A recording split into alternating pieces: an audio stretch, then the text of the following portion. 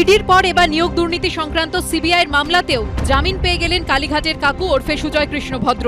কালীঘাটের কাকুকে জামিন দিল কলকাতা হাইকোর্ট, তবে তাঁর বাড়িতে মোতায়েন থাকবে সিআরপিএফ। 31শে মার্চ পর্যন্ত সুজয় কৃষ্ণ ভদ্রের জামিনের আবেদন মঞ্জুর করল বিচারপতি অরিজিৎ বন্দ্যোপাধ্যায়ের division bench. P4 insulated water tanks, kitchen and bath fittings, বিশুদ্ধ জল, সুস্থ জীবন, P4 আজীবন। গ্রেফতারির প্রায় 1 বছর 8.5 মাস পর জেল থেকে ছাড়া পেলেন কালীঘাটের কাকু।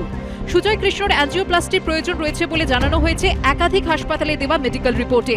এরপরই স্বাস্থ্যজনিত এবং মানবিক কারণে এদিন তার জামিনের আবেদন মঞ্জুর করে হাইকোর্ট। তবে তার জামিনের একগুচ্ছ শর্ত দিয়েছে আদালত। জামিনের পর বেহালার বাড়িতেই তাকে থাকতে হবে। বাড়ি এবং হাসপাতালের বাইরে কোথাও যেতে পারবেন না সুজয় কৃষ্ণ। বাড়িতে মোতায়েন থাকবে সিআরপিএফ। 2023 সালের 30শে মে প্রায় 12 ঘন্টা ম্যারাথন জিজ্ঞাসাবাদের পর কালীঘাটের কাকুকে গ্রেফতার করে ইডি। 6 ফেব্রুয়ারি এবিপি আনন্দে প্রথমবার গোপাল দলপতির মুখে শোনা গেছিল কালীঘাটের কাকুর কথা।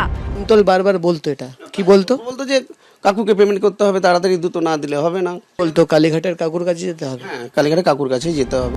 এরপর 21শে ফেব্রুয়ারি প্রথমবার কালীঘাটের কাকুর নাম শোনা যায় নিয়োগ দুর্নীতি মামলায় ধৃত তাপস মণ্ডলের মুখে। কালীঘাটের কাকু কে? সেটা কুন্তলজিকে বলবে। আপনি জানেন না? কালীঘাট নামটা জানি, নাম বলছে কি নাম? কি জানো, সুজয় ভদ্র নাকি নামটা শুনেছি। কে সে সুজয় ভদ্র? আমি চিনি না। পরদিনই সুজয় কৃষ্ণ ভদ্র ওরফে কালীঘাটের কাকুকে খুঁজে বার করে এবিপি আনন্দ। আমার যে সাহেব পৃথিবীর কারোর ক্ষমতা নেই তো তাকে ছোঁবে, কারণ তার নাম কেউ করতে পারবে না, তার সঙ্গে কেউ দেখা করতে পারবে না, তার সঙ্গে কেউ ফোনে কথা বলতে পারবে না, তাই সেই অবধি কোনো পৌঁছানো। কিন্তু যা চেষ্টা করে যে হচ্ছে, আপনারা ভালো বুঝবেন, সেই করতে গিয়ে আমি অবধি এসে থেমে যেতে হচ্ছে। এর কয়েক মাসের মধ্যেই ইডির হাতে গ্রেফতার হন কালীঘাটের কাকু। তার বিরুদ্ধে দেওয়া চার্জশিটে প্রথমবার অভিষেক বন্দ্যোপাধ্যায়ের নাম উল্লেখ হয়। চার্জশিটের 22 নম্বর পাতায় ইডি দাবি করে অভিষেক বন্দ্যোপাধ্যায়ের অত্যন্ত ঘনিষ্ঠ এই কালীঘাটের কাকু। যুব তৃণমূলের তৎকালীন সভাপতি অভিষেক বন্দ্যোপাধ্যায়ের আর্থিক বিষয়গুলি দেখাশোনা করতেন সুজয় কৃষ্ণ ভদ্র। এছাড়াও ইডির চার্জশিটে লিপস অ্যান্ড বাউন্সের সঙ্গে সুজয় কৃষ্ণ ভদ্র নিয়ন্ত্রণাধীন কোম্পানি এসটি কনসালটেন্সির যোগ, লিপস অ্যান্ড বাউন্সের অফিস থেকেই এসটি কনসালটেন্সির কাজকর্ম পরিচালনা এবং পরিবর্তে মোটা টাকা লিপস অ্যান্ড বাউন্সের অ্যাকাউন্টে ঢোকার মতো একাধিক চাঞ্চল্যকর দাবি করা হয়।